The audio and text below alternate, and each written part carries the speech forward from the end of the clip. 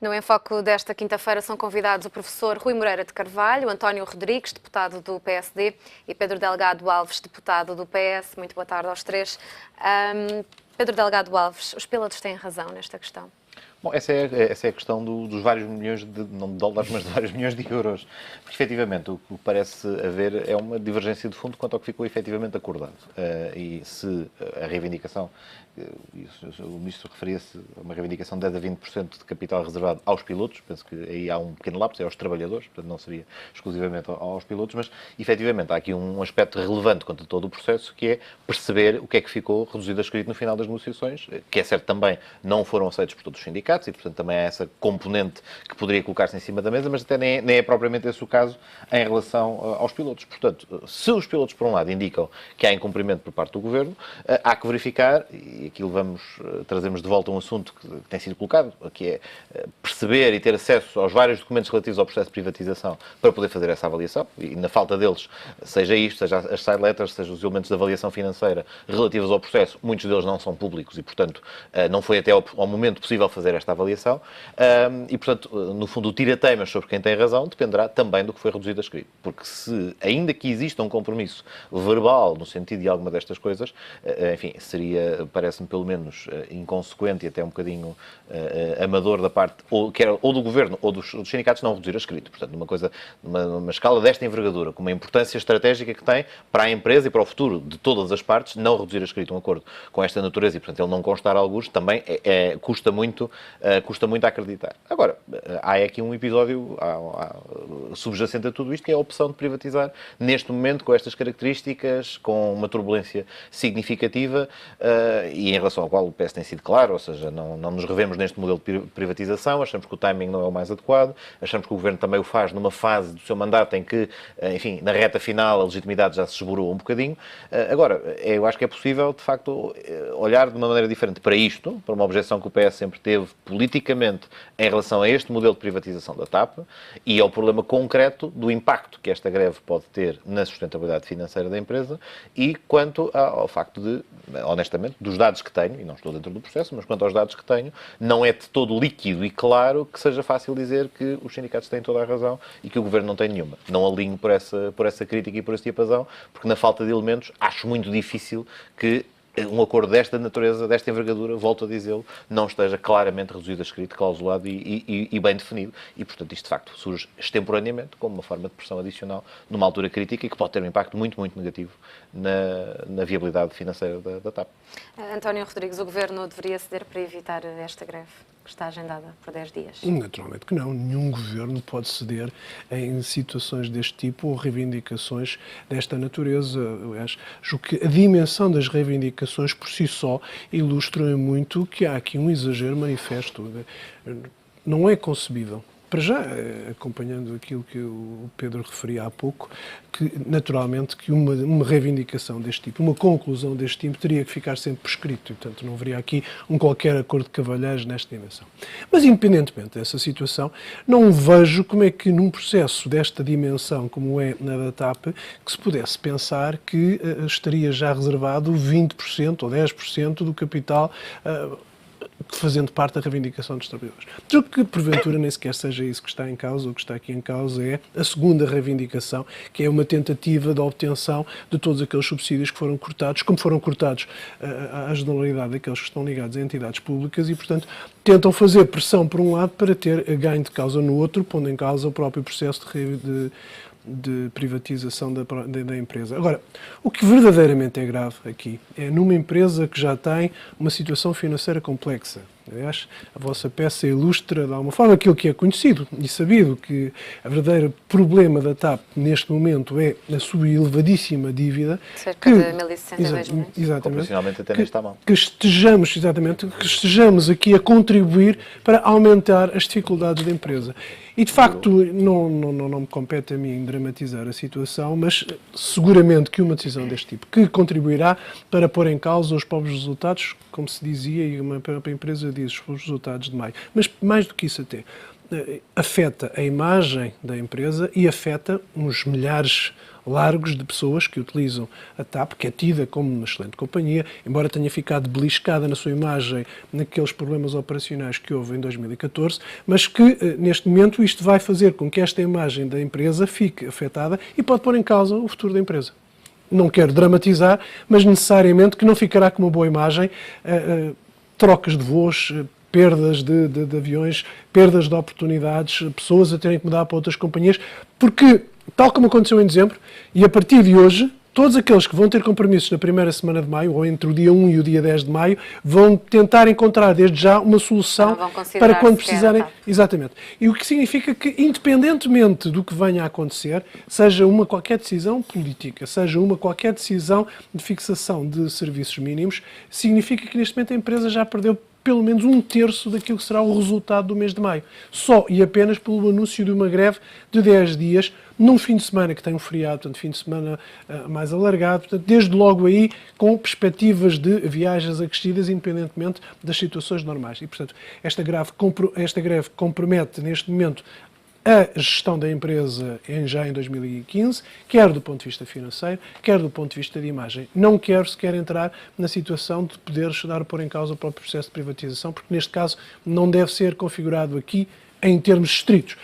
Mas seguramente que ninguém fica a ganhar. Pode afastar investidores. E já está Claro que sim, essa é óbvio.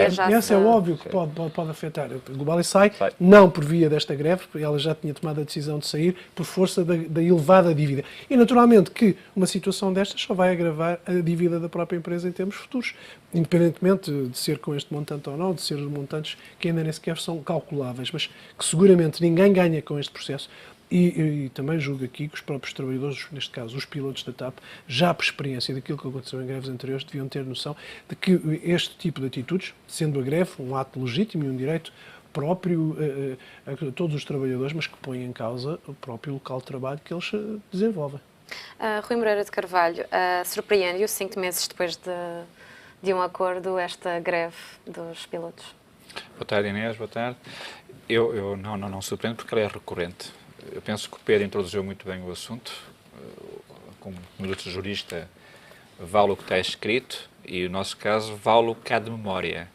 De uma forma cíclica isto tem acontecido. O que acontece mesmo, esses problemas de manutenção, de uma forma coincidência, foi com o próprio processo de privatização, o anúncio do processo de privatização. Eu, enfim, sendo um cliente relativamente modesto da TAP, sei que hoje é possível viajar ao Porto por 30 euros, é possível ir ao Funchal por 70 euros, ou seja, cada vez mais a TAP é menor em termos de necessidades, pelo que eu não vejo nenhum inconveniente em a TAP ser privatizada ou ser entregue de outras formas. Eu estávamos cá, eu penso que até foi com o António, quando foi o acordo com a TAP, e na altura eu comentei que achava que era um precedente errado o Governo ter feito o acordo de cedência naquele modelo. A perspectiva correta é que havia consequências, ter sido um acordo com todos, isso foi notável, penso que foi a primeira vez que todos os sindicatos fizeram um acordo de concertação com o Governo, é aspecto positivo. O aspecto negativo foi o modelo do acordo, que condicionou qualquer processo de viabilização futura da TAP, que passa por um aumento de capital. E que, digamos, o Estado português não tem condições de poder alimentar uma indústria de capital intensivo como é a indústria da aviação, com questões concorrenciais cada vez maiores. Pedro Delgado Alves, nestes moldes, então, considera que o impacto da greve tornará pouco possível esta privatização? Vejamos, eu não penso, nem eu, nem a posição do PS em relação à privatização se torna diferente com a greve. Ou seja, o PS entendeu que o modelo adotado não era o mais indicado, o calendário não seria o mais adequado e, eventualmente, poderia-se optar por um aumento de capital. Enfim, também sublinhava, bom, isso eventualmente não é viável financeiramente, mas nós também não tivemos acesso... Nem legalmente. Não tivemos a questão do ser acessível legalmente ou não, o modelo é suscetível de definição e de redefinição pelo legislador.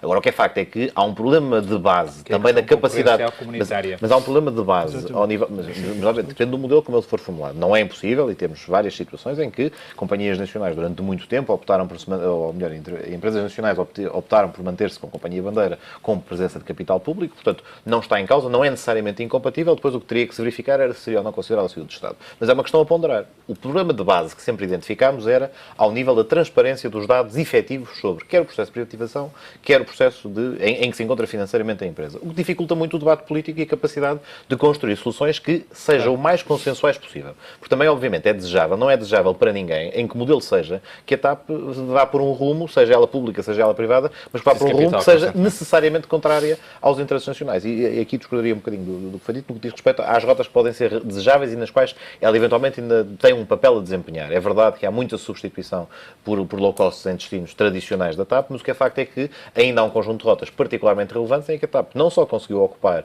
uma posição de mercado relevante, e é verdade que a empresa continua com dificuldades, mas que nos últimos anos, apesar de tudo, do próximo proprietário.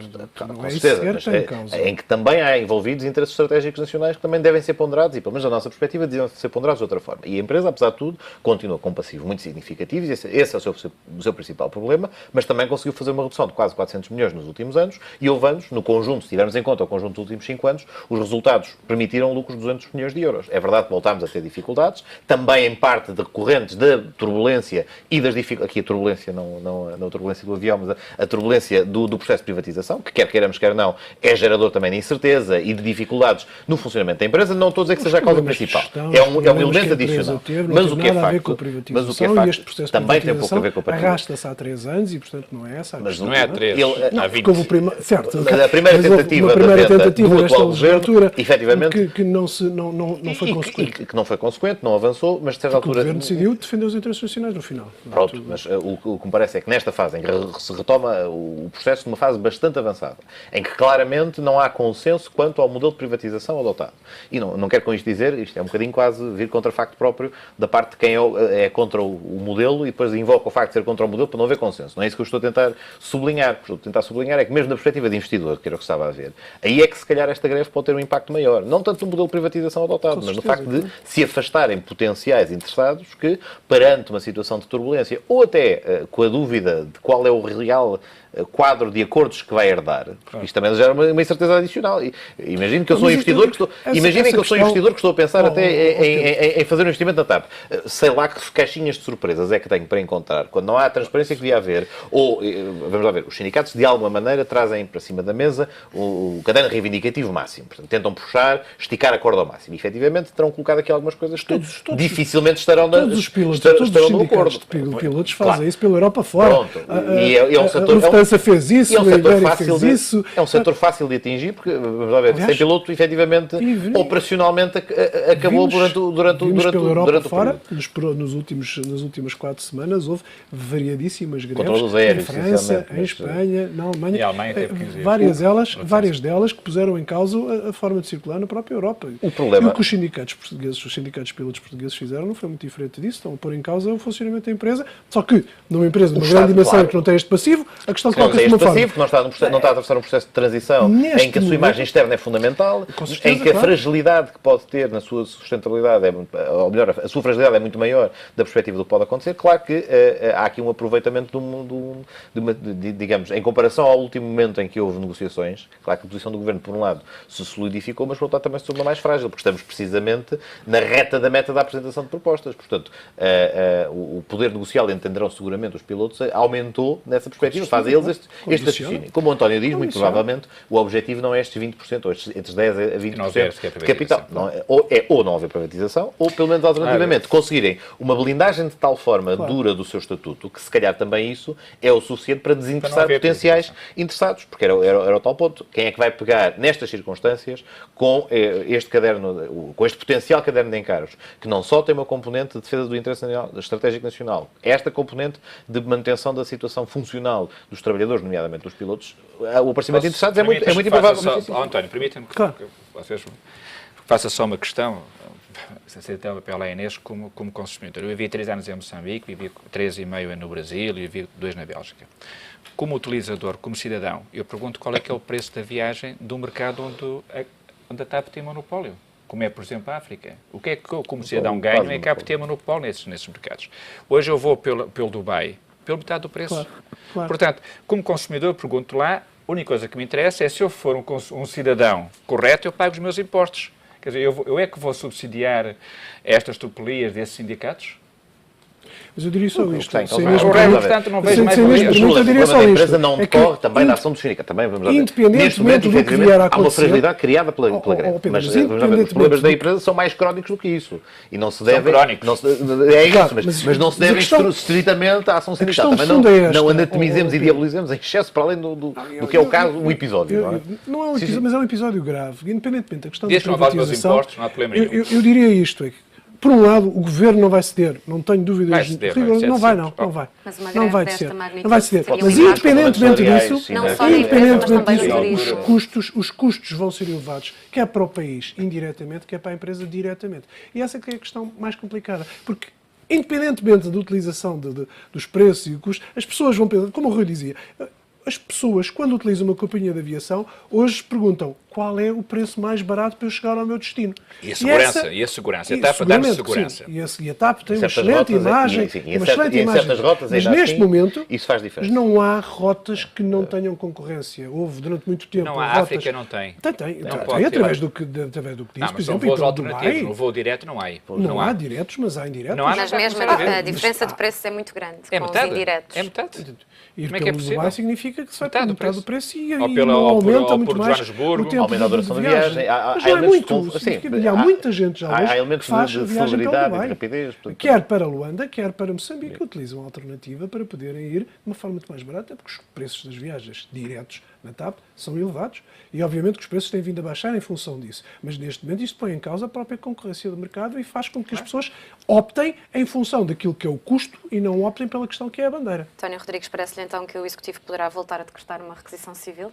Como fez vai estar nas mãos do Governo. Tenho algumas dúvidas relativamente à requisição civil, até porque os pressupostos da requisição civil em dezembro são totalmente diferentes. Havia uma manifesta questão de interesse público na época de Natal, exatamente, e agora não há essa questão. Há a questão financeira, há obviamente a questão de custo indireto para o país, mas no fundo, como eu lhe dizia no princípio, as pessoas a partir de hoje que têm viagens para esse período de tempo vão começar a encontrar alternativas e marcá-las e fixá-las desde logo. O que vai acontecer, mesmo que a greve pudesse ser desconvocada, imaginemos que isso pudesse vir a acontecer, ou que sejam fixados serviços mínimos para que possam haver alguns voos, nomeadamente para algumas rotas mais específicas, vão ser já prejudicadas e o prejuízo está criado. O facto de não ser em cima da hora tem esse efeito em cima da hora em termos relativos, ou seja, permite de facto uma reorganização.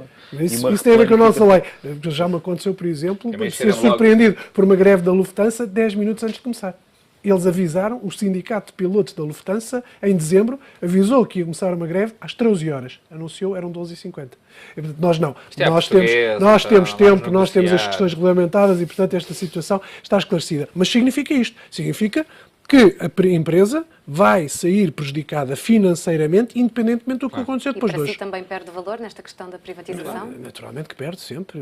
Vai afetar os resultados da empresa e, mais que isso, como dizia o Pedro há pouco, quem estiver neste momento à beira de participar no processo de privatização vai pensar, isto pode-me acontecer a seguir a mim. E, portanto, necessariamente pode ter aqui algum tipo de influência e é com isso também, julgo eu, que se joga neste momento com este tipo de atitude e este tipo de comportamento. Rui Moreira de Carvalho, também estranha que não exista um documento entre o que foi estabelecido com o Governo e com os sindicatos? Eu acho que o Pedro já respondeu a isso, não é? Como jurista, eu então como engenheiro... É estranho que não faria isso. Os sindicatos tenham aceito... Como digo, de parte a parte, ou seja, custa a crer que não exista formalização de uma coisa desta ordem de magnitude. É certo que as negociações, neste caso, não há, como há uma componente depois da preparação do procedimento que depois implica intervenção legislativa, obviamente não pode, num quadro negocial, também não é propriamente assinar o contrato e a coisa ficar arrumada. Mas, de facto, de repente surgir uma reivindicação que não tem tradução, ou que não conste debate, ou que não tenha sido discutida e que não há haja suporte para alguém vir invocá-la, parece haver aqui um bocadinho um esticar a corda e um puxar excessivamente para um determinado lado. Eu queria só dizer uma coisa já agora, a propósito da restrição civil. Eu acho que já em dezembro era questionar, eu acho que a legislação que temos sobre a matéria, enfim, tem muitos anos, discutimos-la aqui, é muito antiga, nem sempre estamos três, exatamente, não é mais adequada nos tempos que correm para correr a situações enfim, que se prendem com a modificação das necessidades e com aquilo que é hoje prioritário que era há 30 ou 40 anos quando ela foi redigida. Agora, o que é facto é que, como o António dizia, ainda que não exista o mesmo grau de interesse público para todo o conjunto das deslocações e das rotas, seguramente haverá, se o Governo optar por esse caminho, haverá, aí já é mais difícil sustentar, ou seja, há aquelas rotas que ou funcionam, os serviços mínimos, ou aquelas em que as ligações aéreas são fundamentais e, portanto, resultam de obrigações de serviço público da empresa, sendo certo que hoje também, em muitas rotas, já temos a situação de concorrência, mas ainda assim, aquelas em que a obrigação existe, a questão pode colocar-se regiões autónomas, a Guiné-Bissau somos os únicos. Não, já não somos. Já não? Mas também não somos. Aliás, ainda nem sequer voamos diretamente. Voo regular? Ainda não. Nós ainda não. Há já uma empresa que faz, mas é uma empresa privada, com caráter regular. Nos próximos tempos, no fundo, eu também concordo que eu acho que provavelmente é capaz de haver alguma dose de cedência, porque não acredito que o Ministro tenha decidido que vai privatizar a todo custo. Eu acho que há esta decisão. Não obstante os apelos à cautela e os apelos à reponderação, eu acho que há interesse... Mais um brinde para o próximo governo, vai continuar com a TAP, lá para um problema para resolver. Não tenho tanta certeza. Portanto, por isso é que eu acho que é possível uma tentativa de resolver o assunto. Eu acho que mal, obviamente, aqui volto a dizer, deixar de continuar o seu papel e de governar. Ao contrário daquilo que dizia o Pedro, este governo não está beliscado na sua legitimidade. Sabe, e todos nós sabemos, quando é que acaba o seu mandato. Obrigada pela vossa presença no Em Foco de hoje, que volta amanhã com outro tema em análise.